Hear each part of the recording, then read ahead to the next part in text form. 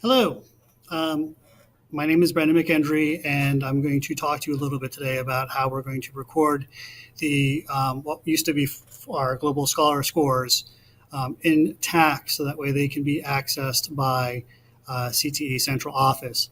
I stood up I stood up at the curriculum meeting and talked about this for a brief minute, and I understand there were some people who were a little concerned or perplexed about how we're going to do this.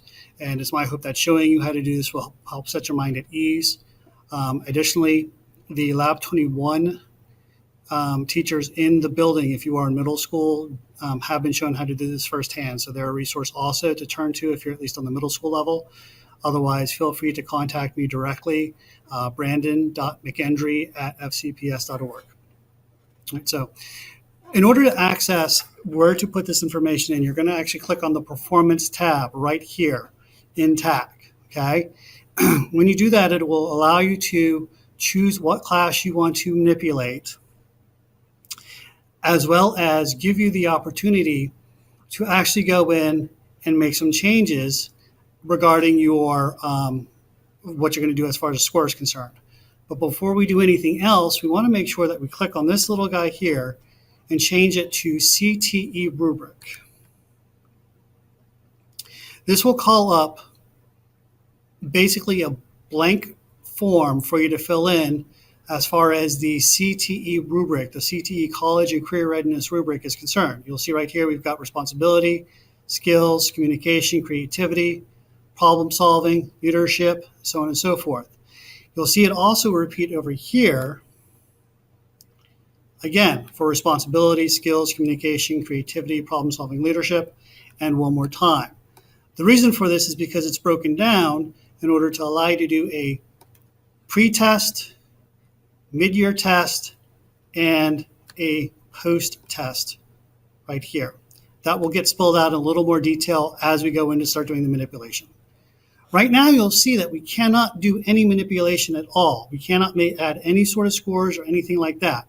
The reason for that is that we have to go all the way over here to the end, and we have to click on this pencil icon. If we click on this pencil icon, it will actually open the test for us.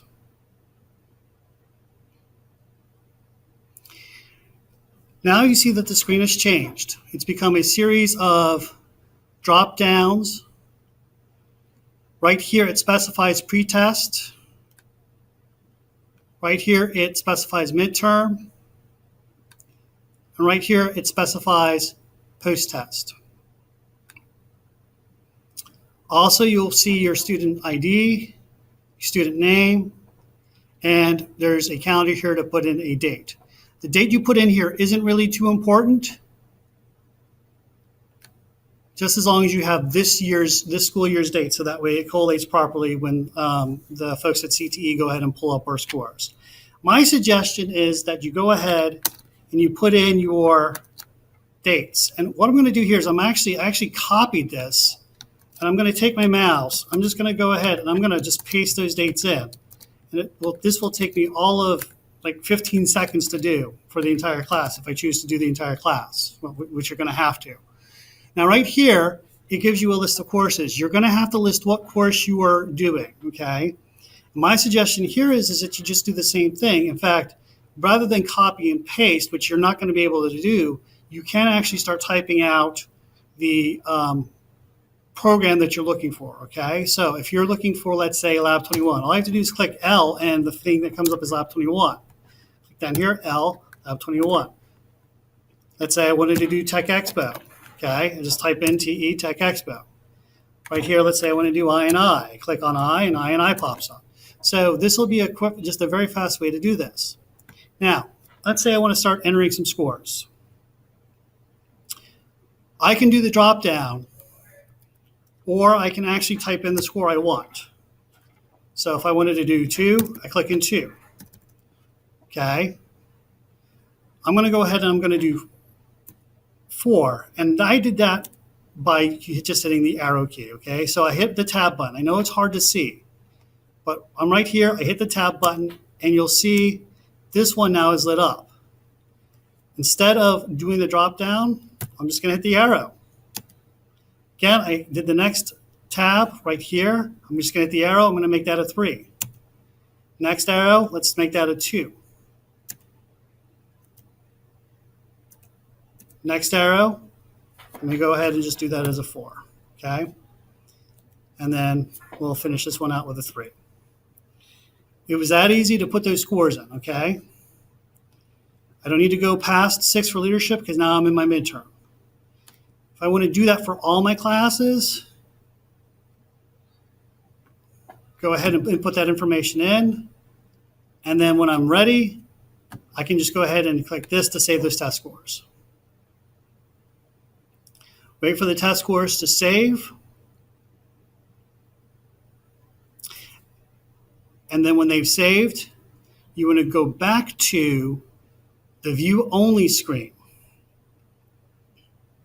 by clicking on this little icon here with the eyeball. That'll close it out.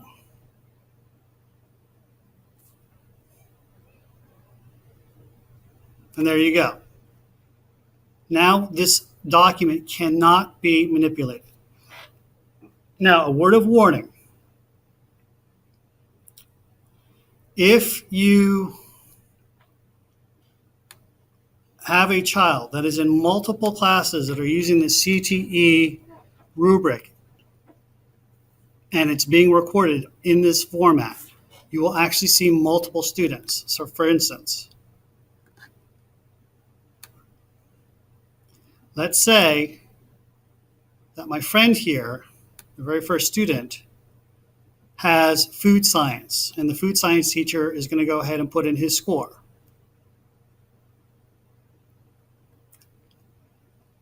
So when he or she goes to put the food science score in, they'll go ahead and put that in. I've got the same name here, but I've got 2 separate tests here. Now, as I scroll across, you're going to lose track of what that class is. So it's in your interest to remember whether or not you're first or second as you go across to add those scores in. The names here will always stay.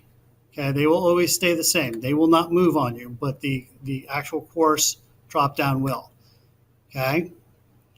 This is very important because you're in a situation where you could potentially erase a student's score after another teacher has put it in, all right? That could very well happen. I'm going to go ahead and remove this now because there's no reason for it. But if you do need to add a student because you get them a second semester or a second part of the year, then to do that, to add a new test would be to click on this Add New Test for Student. And that will go ahead and that will create a new test for the same student. You may or may not be able to see this. They may have blocked this name out for you, but this is the same name for the same student.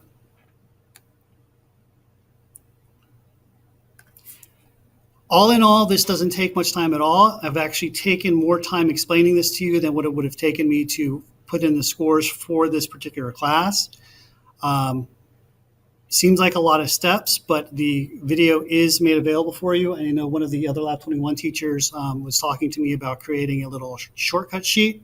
If not, I'm sure there'll be resources coming from central office, the CTE office, to help us out with that. Otherwise, if you do have any questions, my name again is Brandon McEndry. Feel free to email me, contact me, drop me a line, whatever you feel is necessary, and I'll do my best to support you from this end. I really did find that this was a much easier way to get scores in, especially considering the fact that we were informed last year that this is how our department validates the resources that they give us to the superintendent's office. They can say, this is the job, this is the data, and they need this in a pretty timely manner. Thank you so much for your time, and that is all I have for you.